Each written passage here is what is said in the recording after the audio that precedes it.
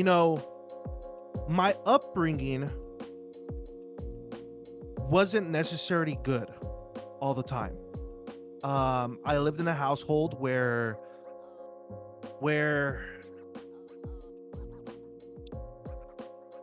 how can I explain this without making people mad? I'm right there with you, brother. I felt being being much older now and looking back in my past that there still needed to be a lot of maturity to happen. I felt with my parents, specifically with one person. Um, and because of that, there was a lot of issues in the household. Um, just like me, I don't like dealing with bullshit. You know, I've come to a position where I'm mature about how I treat the bullshit that I don't like, right? Mm. But in the household I grew up, it was ruled under an iron fist. Let's say it that way, okay? And disagreements was a big factor in the household. There was constant arguing all the time. Whenever we went out to do things, there was constant arguing. There could never be a Uh, moment I felt in my day where it was just a good day 100%. You know, um I was depressed for 2 years when I was in my teens for I don't know why. Um I had a lot of anxiety. No, and by the way, nobody knew this. I kept everything to myself mm, because I didn't want to be an added problem to the already the problematic environment that I lived in. You know, and this is why hence why I wasn't why I treated Andrew very poorly when I was growing up because I had a lot of problems that I kept in me and I let them bottle up. And sadly, the person that was the closest to me was him, and he took the brunt out of my anger because I had nowhere else to place mm, it. But the only good thing that was consistent in my life was music. mm, All my energy, all my everything that was negative, all of that shit was directed into music because music was the only thing that was consistently making me happy. It was the only stable thing in my life that was mine. It was for me. And because I loved it and I did it, that was showcasing the music and other people dug it and it made them happy. So I was mm. a person that not only found a way to give myself therapy, basically, but that therapeutic session transformed himself into enjoyment for others. And that's all I wanted. I just wanted to have peace and so I just wanted to have peace where I was at. And music is the only thing that gave it to me. And So, because of eh, that,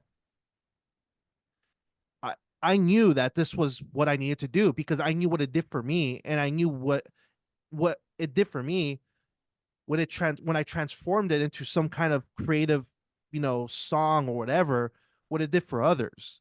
And mm, I wanted to stay in that feeling forever. And I want to stay in that feeling, you know. So it stems from that, really. It stems from my me trying to escape my everyday life, you know, which to be honest didn't necessarily get better at all once my parents separated. It just transitioned into a new household, a new person, you know. yeah, added a new um dynamic to it. and adding a new dynamic, and that new dynamic meant that not only was that environment placed in a new place, but the person he was with, I was also a problem. You know what I'm saying? So especially in that 8 year span where there was a new environment for me, Hmm. music even became more important to me because at that point it was legitimately the only thing that was keeping me consistently going. The only reason why I did so well in high school was because the only thing my dad could hold over my head was the band and my music. If I didn't do good in school, there was no music. You know, he would threaten me with all kinds of, things when I was, the worst one is that he would he would break shit in front of me. You know what I'm saying? That I liked if I didn't do well. You know, he probably it's crazy because he probably doesn't remember this, but those were some of the moments that really affected me in many ways. You know, um, now I now I see it why he was doing it. It doesn't make it right by all means. I mean, he tried to do what he could with the knowledge he had, and sadly, it came in that form. You know, but Yeah, all of yeah. these, One thing, yeah, no, I was just gonna say one thing, that I do know now as a dad, and as a father too. Like they're now fucking teenagers, dude. Like yeah, I'm gonna have a 13 and a 12-year-old. But I was able to. I'm sure you're kind of going with this too, but like now looking at it as we're older, like we understand. Like oh I yeah, understand, especially like in my position also because my dad did rule with an iron fist as well, mm, and we're brothers, but we did have a totally different childhood and totally different upbringing or whatever. yeah, But it was still similar. It was still mm, very similar because a lot of that's just how a lot of families were in the Imperial Valley and El yeah, Centro. yeah. It's just that's just how it was, That's how it was. And like now you like before when you're in the middle, I mean when you're in the middle of it, it's terrible, of course. It's terrible. Hmm. But like those things, like for me, my parents were 16 Hmm. when they had me. Your dad, like I mean, our dad, he was 16. You Yeah, know what I mean? And then and then he had another kid on the way too, right after me. You know what I mean? And but they were 16. They they were in a system where it's for good, and a lot of people get good out of, going to church, being sure. part of religion. I grew up knowing right and wrong, and I'm polite and I'm a good person because my parents took me to church. Like, it had a lot of influence in that, like my moral compass, Hmm. is very like it's fine-tuned. Um, but I understand that these were kids raising us, now. Yep. And you're also you're what, 96? Yeah. Yeah. So 6 years. 28. So like your dad was still 22 when he I first know. had you. I At like know. my age, my age when I first had my kids, you know what I mean? So, but But w- that's why kind of like that's why I don't like because we'll have some conversations once in a while about the past, with my dad and my Mhm, mom, and I tell him, I have no resentment whatsoever. I have no hates. I have nothing negative to my past because everything that has happened to me has informed mhm. me, and because of it, I am in the place that I'm in. It Exactly. Me too. I Yeah. was fortunate enough to have a good head on my shoulders, mainly because I had music. If it wasn't for music, I definitely think I would have gone into a different direction because I wasn't hanging out necessarily with the best of people. Hmm. I I was around a lot of crap that could have put me in the incredibly wrong direction. But the only thing that kept me on a straight path was I cared more about my music and my band, and that came first. So Hmm. so I guess in essence, to answer the question is everything that has happened to me, all that struggle, which in retrospect, you could argue wasn't much struggle. I mean, to my experience, it seemed like a lot at the time. And now when I look back at Hmm. it, it's like, it could have been worse. But that could be definitely the tolerance that I built up for me to have that kind of opinion. It wasn't that bad. But to others, when Yeah. I explain to them my lifestyle or how I grew up, like, what the fuck, man? That's Yeah. fucking crazy. Yeah. Me I'm like, too. it's like, no, dude, that's just that's what Yeah. happened. You Yeah. know, But so yeah, I like think everybody's story is different. Yeah. so I think all of that, my dad had a harsh way of putting things, right? But I understand it now because I don't like wasting time either. I say things directly to people, and sometimes people take that as being rude. I'm like, I'm not being rude, dude. I'm just not wasting time and telling you what the issue is, right? So my dad Mm-hmm. always had these things, I remember all these things. He used to tell me, you know, one of the biggest issues that I had growing up was I cared a lot what people thought about me. I cared a Oh lot. yeah. It would bother me a lot, right? And it was a Mm-hmm. big issue. My dad would tell me, he's like, dude, why the don't give a fuck about what those people fucking tell you. Like, don't give a fuck. Like, their opinion is not gonna fucking matter. A year, couple months, it's gonna hurt you right now. If it does, like, fuck it. Who gives a shit? And that was probably the best advice my dad has ever given me, to just do me. Don't give a Mm-hmm. fuck what anybody else thinks, because there's always gonna be some person that's not gonna like what you do.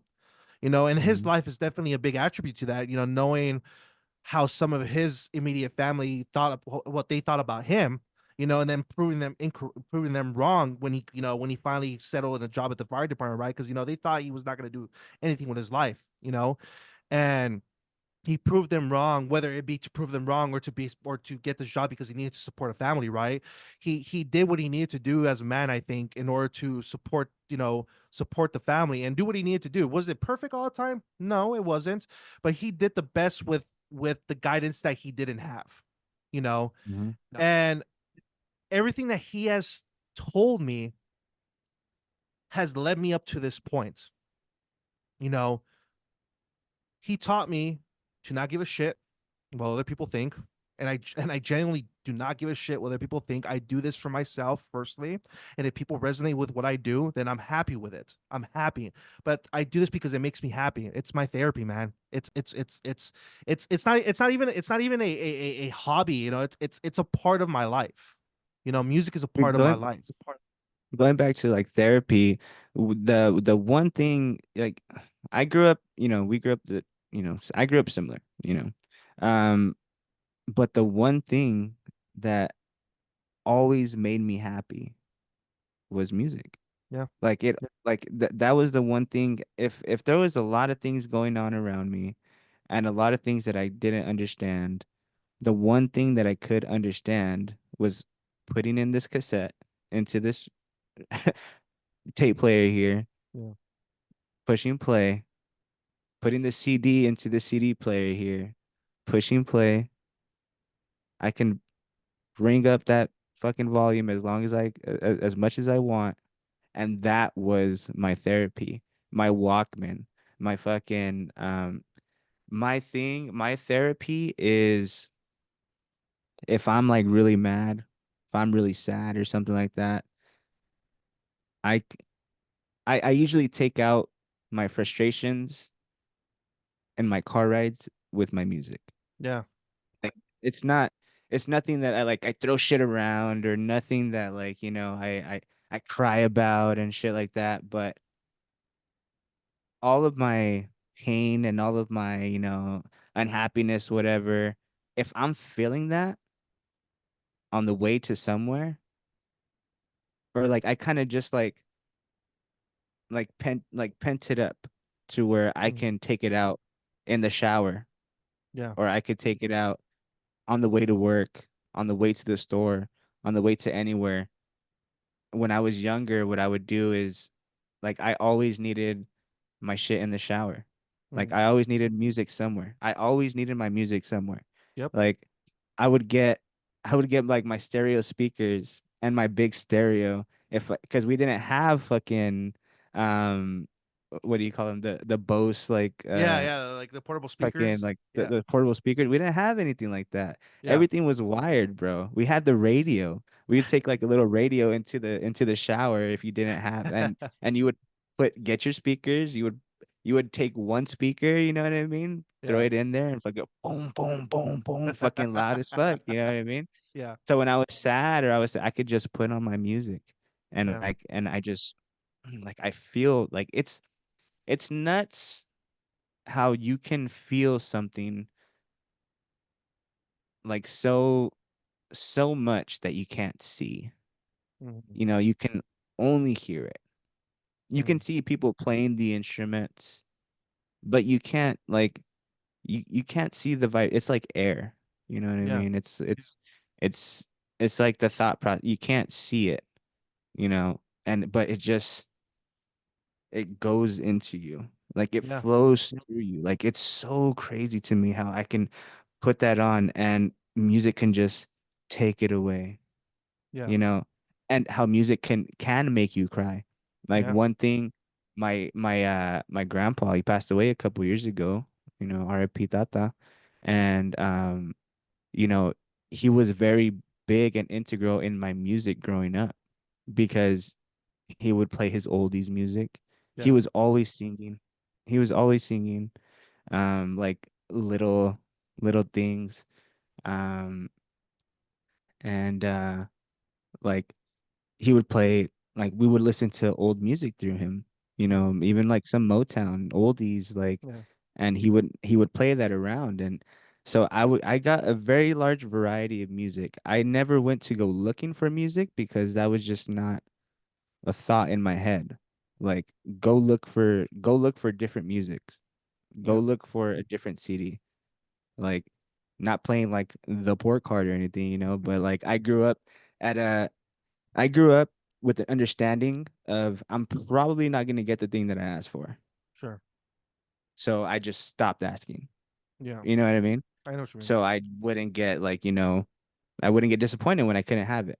Yeah. So I got my music from everybody else around me. Hmm. I never went to go look for it because I didn't really like what I looked for are the CDs in my uncle's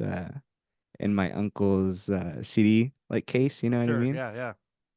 And the very first one, you know, that really like blew my mind, System of a Down. System of a Down, their first self-titled album, System of a Down. You're just I like, heard my very first whoa. song that I listened that I remember listening to, like that I actually like, ooh, was Spiders. Spot. Yeah. Bro, I said, what the fuck is this? Yeah. My uncles are very big, are very big also with my like music is very big too because it helped raise me. Hmm. Music helped raise me and I got everything from around me, so I got everybody's style. Yeah. You know what I mean? And I created what I liked from everybody else's style kind of thing and Yeah. everybody else's like preference because I didn't go looking for it, you know? It was given to me. Yeah. So I had Incubus and um all these CDs that were burned at the time also, you know, or Yeah. mixed or whatever. But System of a Down was that first album for me, and they're my favorite band of all time. I've watched them like 4 times already, like and Damn. anytime they play around me, like we're gonna go. Yeah. My wife and I we share the same, you know, favorite band. And that's, you know, one of the reasons I fell in love with it also. Like that kind of just like girls' favorite bands aren't System of a Down. You know what I mean? Yeah. Like Yeah. that's weird. I love you. You're great, you know? Yeah. But and then after that, the song Mind Oh yeah. just blew me away. I listened to that CD over and over and over and over and over again. Still this album when Still This Album came out, I listened to that album over and over and over and over. But I could play those songs and just something just goes through me Yeah. like crazy. Yeah. What what's what's like what I guess what's your favorite band? And what do you think, you know, what do you think it is? Or like have you studied it? Like what is it about music that resonates with literally every person on the world? So there's a couple. So in terms of favorite band, and I'll kind of transition into this other question you asked. So in terms of favorite band, man,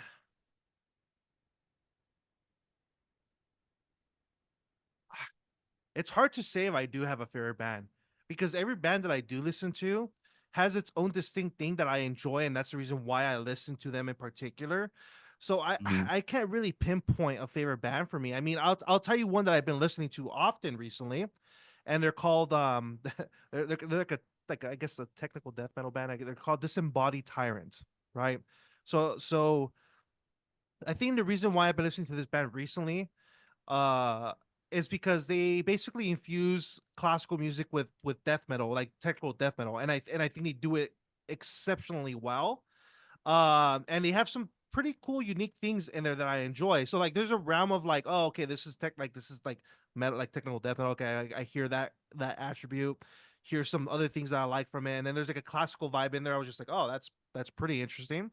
But I mean, but I haven't really dived into. I think the correlation, at least the liking of that band, is as simple as they infuse classical music with another genre that I listen to pretty consecutively on a daily basis, and it works. They make it work, and I think that's the reason why I like it. Because anything that's associated with the world that I basically primarily live in the majority of the time, which is this avant-garde experimental classical world that I live in, and also when I say classical, I'm saying it in the terms of the layman, because classical, when people that don't study music, they encompass like a whole body of work, but the classical music is actually a specific period in music. So there's different periods, so there's a classical romantic, there's a 21st century, there's modern music, there's the baroque, there's the renaissance, there's the medieval. So classical people, you know um the typical audience uses classical to encompass anything that's in like, in like a symphony, or any, if you hear strings or Mm-hmm. stuff like that, Mm-hmm. they instantly think Yeah. classical. So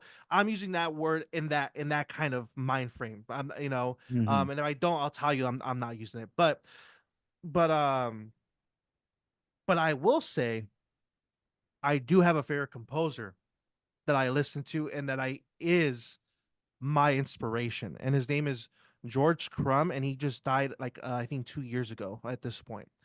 And here's here's what I've learned about music. Okay. And it took me some time to get to this, or it took me some time to get to the point where I fully understand it, but it came early on in my career where I started getting an inkling of this. So everything in this world is associated with some kind of frequency. Let me, for example, what do I mean by that? The between the ionosphere, I forgot what's the first level of the atmosphere in the earth, but between that first level of the atmosphere to the ground, the earth actually resonates at a pitch that's a B in that world. It's not a B like how we would associate it in Western music with the tuning system we have. It's not that B, but it's around that. So the world, the earth, resonates or has a resonance of that pitch. It's a frequency. And Hmm. it's, first of all, it happens for many reasons, but one of the main things, if I remember correctly, it's mainly between lightning strikes. So the lightning strikes within the atmosphere create that resonance of that pitch B. So you can argue that Oh shit. the earth is like in B. I mean, Mm-hmm. I'm saying that tongue in cheek. I'm saying that very loosely. It's not complete accurate, because again, the B is slightly I think it's slightly flat. It's but it's around B world. I'll just put it to you that way. So I've came to understand that everything in this universe functions with some kind of frequency. And when I was in my undergrad, um, I told my teacher, and I have to give a shout out to Dr. Kennedy, because he was a pivotal figure in my musical career. And as much as you might not want to take any what's the word, Credit. credit for it, I attribute a lot of my success to him, because he opened up my mind to a different perspective about music that I was completely Shout out ignorant Dr. to. Kennedy. Yeah.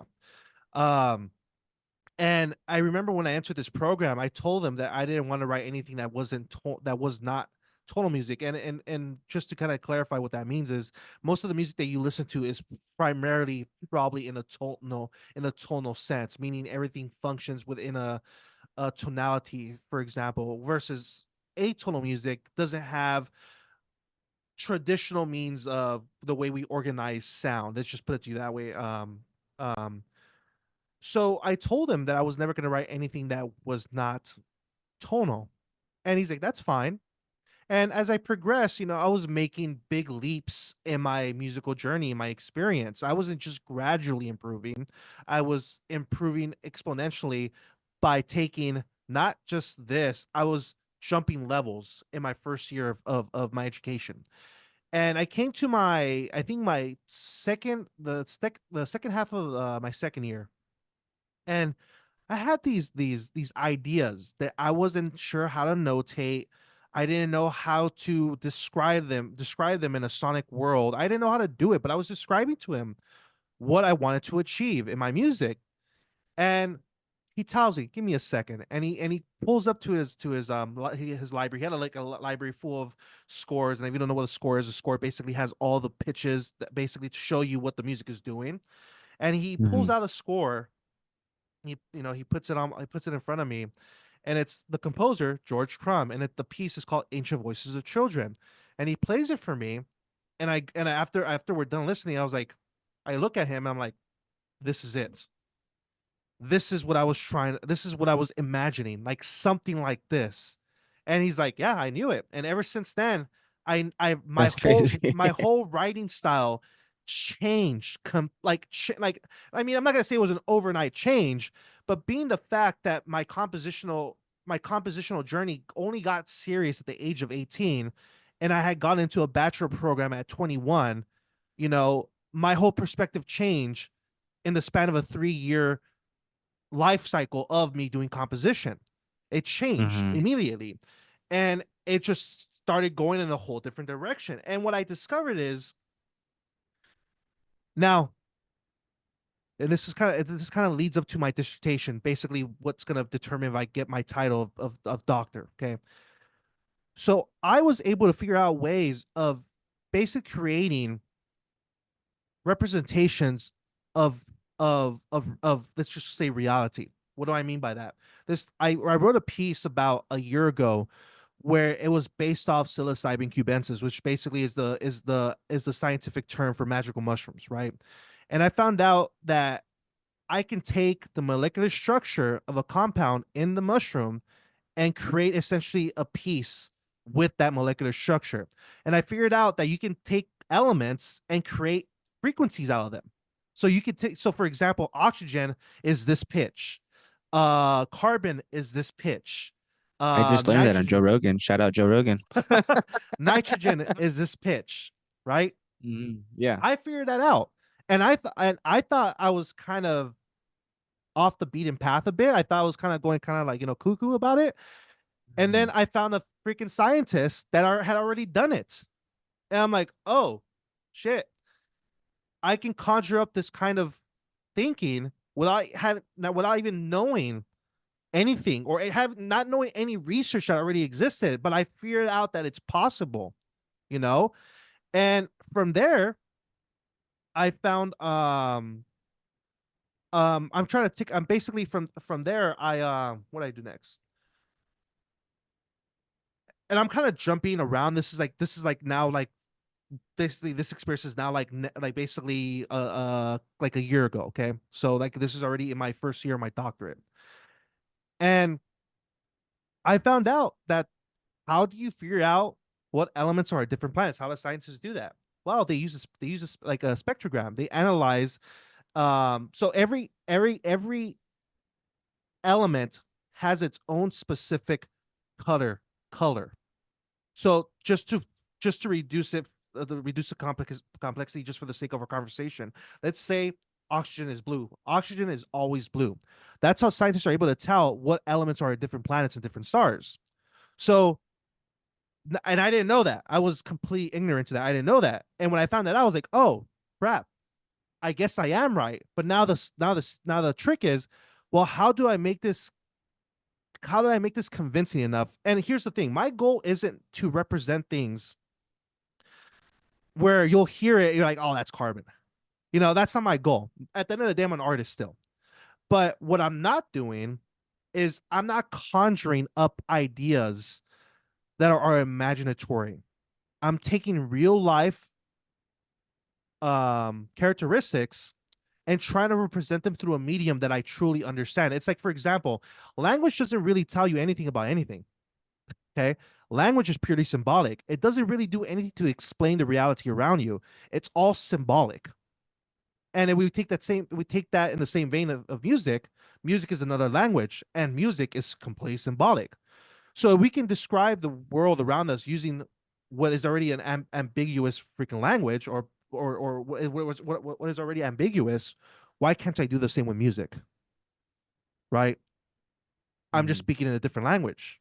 And if we want to take the cliche that music, is a universal language, right? Then it's the best way to talk about everything, right?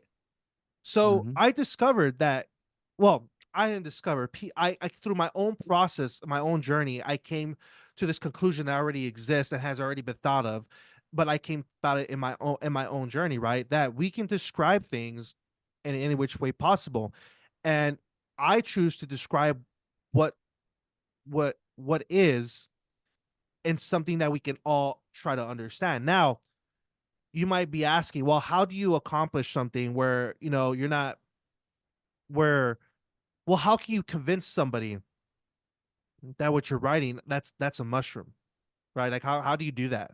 Well, there are certain traits, certain cliches that you keep in that I do. I mean, they're not necessarily cliches, but they're style, not even stylistic things. There's specific components that I do that will allow you or allow the audience to interpret that, oh, this is a psychedelic mushroom.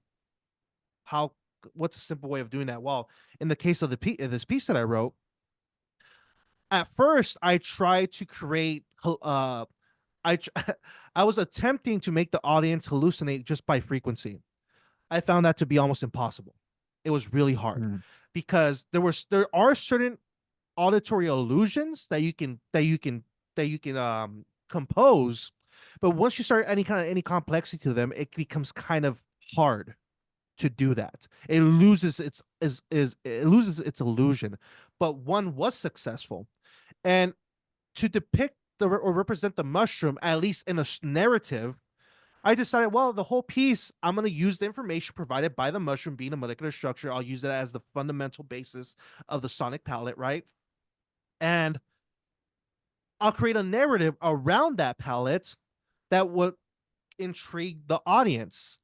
And that was a person ingesting these mushrooms and basically having a big hallucinogenic experience, right? And so, how do you make people relate to that? So, there's a section in the piece where I basically created what's called a shepherd's tone or a recitone.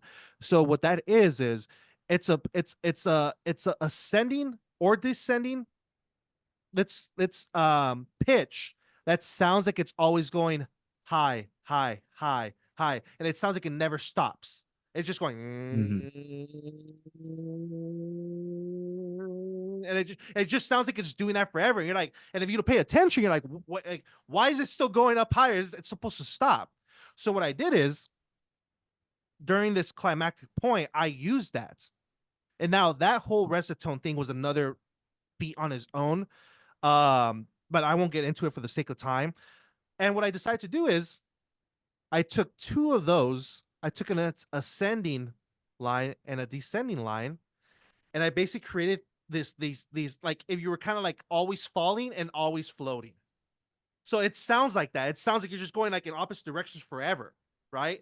So that's not necessarily connected to the properties of the magical mushroom, but the narrative or the idea is connected. Now, when people want to talk about me, I'll tell them and I'll show them this is how I achieved the sonic palette, which was through this framework. So Mm-hmm. all that to say is that it is my belief that everything in this world is governed by frequency. Now, it could be said that the musical laws of the universe, it's not the universal. They're not universal. For example, the system in which we play on for all Western music, right? It's in something called 12 tone equal temperament. Now, that's a man-made tuning. That's not a natural tuning. Okay. So to say that a man-made tuning is a universal law, I think is incorrect because what is universal to an extent is something called just intonation, which is what gives everything its characteristic sound, or more so the Mm-hmm. overtone series. Okay. So there is no universality in a man-made tuning, but there can be in other things. And I do believe that there's that frequency is the most important factor in everything in this universe. Frequential information is the most important. So in that vein, I kind of fall in that kind of ideology, which is I try to represent things for what they are and not for what I think they are. And that stems from Mm-hmm. my upbringing because again, there was a lot of issues in the household. I didn't understand why there was arguing. I didn't understand why there was all these negative things. I didn't understand why I was depressed. I didn't understand why I felt the way I felt. I didn't understand why I was so angry all the time. So that curiosity and that wanting to understand my surroundings transition into something where I want to showcase what people basically dismiss on a daily basis, or not, and not because they choose to, but because people are so focused from to go from A to B, or I need to do this, I need to go grocery shopping. And people, when you look at a tree, for example, they look at a tree and they're like, well, that's just a tree, right? That they take it for granted. And when I do in my compositional journeys, I try to represent things for what they are and try to showcase how detailed and how important these minute, humble things can be. And I do that in the sonic world.